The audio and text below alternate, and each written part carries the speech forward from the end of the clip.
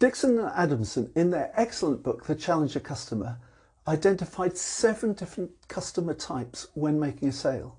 We're going to take their same thinking and apply it to managing project stakeholders. This video will introduce each of the 7 types, and then the rest of this digital resource will explore how to recognise them and what to do to keep each type a supportive and positive part of your project.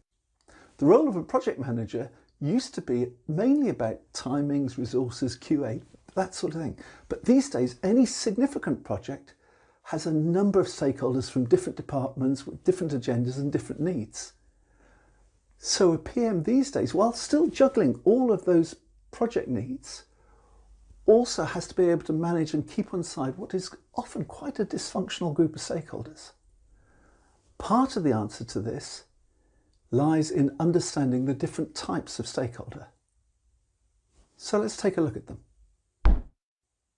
The blocker.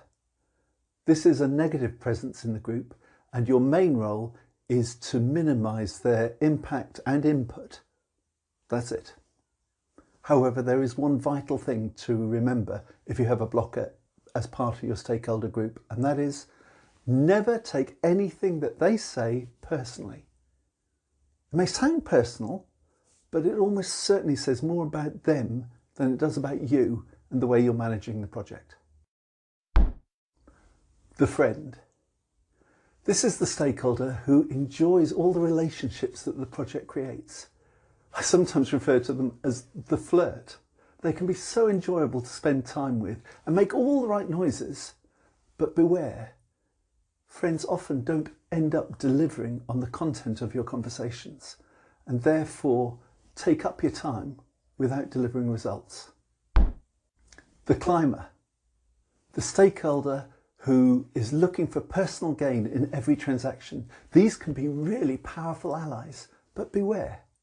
They can turn in a moment if developments mean they're not going to get what they want. The guide. A collector of information who enjoys being the go-to person for all knowledge. They can be a fabulous source or a controlling pinch point.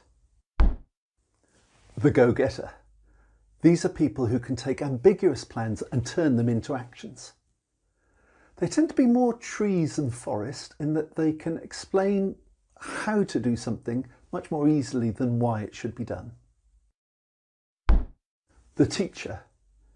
These like the emotional aspect of a project, and they can be passionate and dynamic. They can enjoy a good argument just for its own sake. However, despite their enthusiasm, they can sometimes tend not to have great project management skills. The skeptic.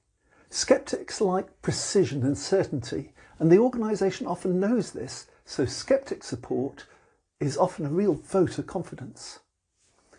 However, they can allow the perfect to be the enemy of the good and cause the project to get bogged down in minor details, causing delay. And here's where it begins to get really useful.